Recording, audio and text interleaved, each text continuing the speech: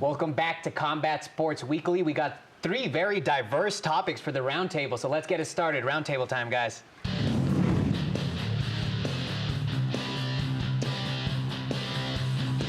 Introducing first, obviously all these guys familiar faces, but Ed Nunez, 6'10", the sports animal. Where can people catch you? Saturdays, 11 a.m. to 1 p.m. on the mic with Mike Adams. Yeah, thanks for being here as always. You bet. Screen right, James Lindemuth, also 6'10". You didn't rock the station shirt this time.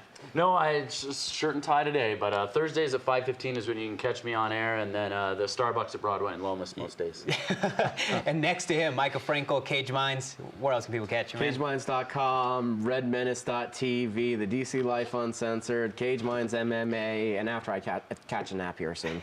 The wall at the post office. Let's go ahead and start it right away, guys. I'm not sure if you saw the Ellen interview that Ronda Rousey was featured in. We'll go first start off with the man in the Chicano Brown t-shirt here.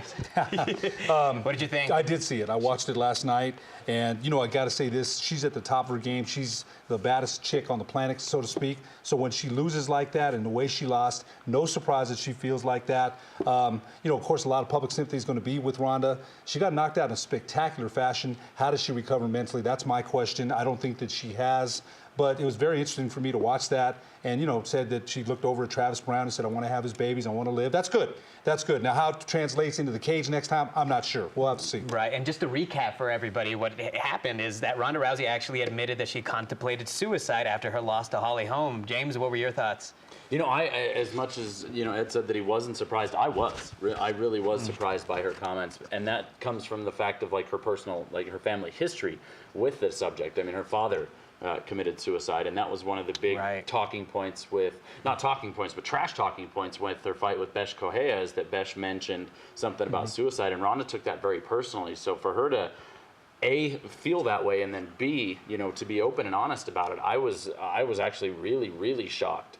And again, there's going to be that public outpouring of support, and I'm all for it. But I was a little taken aback, to be honest. Micah, you were at a local press conference that featured Holly Holm yesterday. Did they ask her about? Oh yeah, about they the asked interview? her about it, and Holly's like, first of all, I don't know, how do you react to that? Second of all, she's like, I can't say I'm sorry. I wanted to win. I wanted to beat her.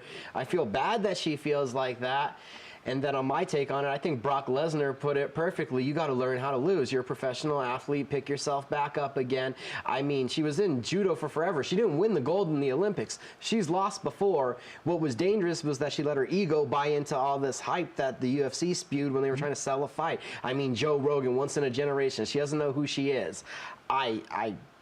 She probably should never fight again if this is the mental frame of mind she is in, because she obviously has other things. If she can jump to ending her life from losing a fight that quickly, saying I'm worthless, I'm worth nothing, she didn't even think about her family until she saw Travis. These are some pretty deep emotional thoughts that need to be dealt with, and it's shocking coming from somebody that's been competing for so long that is not undefeated in their life. You really wonder how much pressure she has from her family, from the UFC, from all these people in this area. So, you know, for someone to, you know, to get to that point, it's obviously where they need to get some professional help. Well, I don't think any of us know what kind of pressure that she goes through. Exactly. Yeah. No, definitely. Let's move on to the next topic, guys. Roy Jones Jr. is fighting a fan for $100,000. James, let's start with you. I know this guy, I think for most of us, was an idol for a while, and now, you know, it's coming down to this. What do you think? See, and I'm the odd man out. I was always a huge Antonio Tarver fan. Okay. I was always a fan of the Sandman, you know, so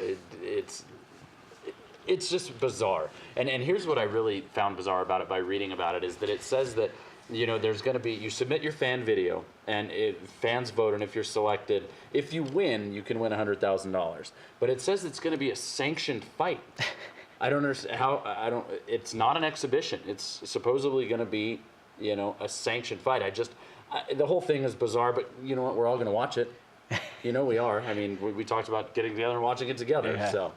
And Micah, I think you're kind of excited about that card overall, right? I'm excited to really see this. Like Chael Sonnen, Michael Bisping, grappling. Okay, maybe they'll let that happen. Wait, Dan Severn, Ken Shamrock, MMA. How is Shamrock getting away from Bellator, and why is Bellator letting him go on somebody else's thing to make money? They would be the ones putting this on. And how is Severn getting medically cleared? And then this Roy Jones thing, do you have to knock him down? Do you just have to fight him to a draw?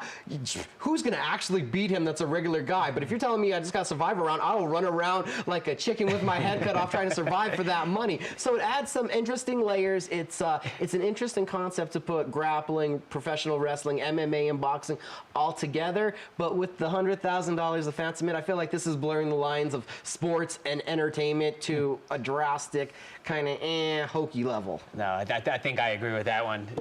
Considerable blurred lines. Considerable.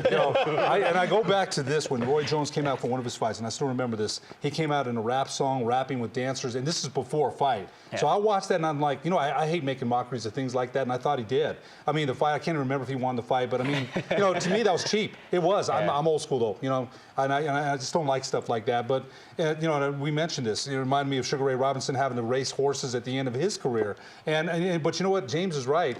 I'll watch because, the other thing is you go get an amateur in there, you can get killed by a professional boxer. You can. You may think you have the skills. They're professionals for a reason. So but again, it's an entertaining thing. Will I watch? Heck yeah, I would. Yeah. Right. What insurance coverage are they offering? Yeah, no, definitely. That's a very good question. I'm interested in seeing who the guy is, what their credentials are, or who knows, maybe they pick a woman that just, drops him. That'd be amazing. So let's move on. Layla Ali. It's prediction time, guys. Cowboy Cerrone against Cowboy Oliveira this weekend, Sunday night. Micah, your prediction. What are your thoughts for this one?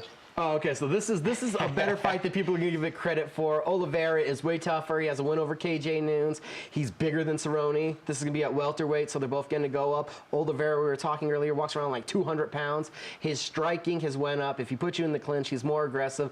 If Cerrone comes out flat, he can lose, but if Cerrone comes out on point, he could win. We've never seen Oliveira hurt in the striking. Technically, Cerrone is the better grappler that none of us see it. I'm actually going to call an upset because I think Oliveira is just going to come out on fire and more motivated. I think he wins with the TKO early. James? Well, and I think Micah makes a good point that Cerrone may come out a little bit flat because there was so much hype about his fight with Means, especially here in Albuquerque because of the two local fighters. But, and you're right. He is the bigger fighter. They say that in between fights he does tip right around just under 200 pounds. And I think that's maybe why he doesn't have a chance. That weight cut because Cerrone's a distance fighter. Cerrone's going to fight at a distance with leg kicks and jabs, and I think that he can wear him down, and the energy level that Oliveira has because of the weight cut is going to be drastically reduced. I've got Cerrone by knockout.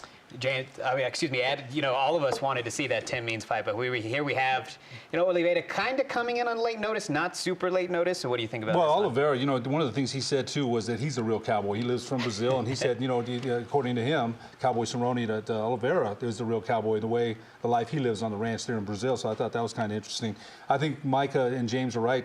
That weight thing is Cowboy Cerrone's moving up a little bit, and I think that weight advantage, I'll take Oliveira. I think that's going to be just the difference there, although Cowboy Cerrone's got a little bit to prove, losing to Dos Anjos, and I think he's got a little bit, there's something to prove in this fight, but just that weight cut and the way James mentioned that he walks around at 200, I'll give Oliveira just a slight edge. We're running short on time here, so just very quickly, I'm going Cerrone also, so I think we're split right down the middle of this one. We'll definitely see. You guys could eat crow next week. Sunday night, we'll see who's right. We were all wrong last time. We were all wrong before, so we'll catch you guys next week.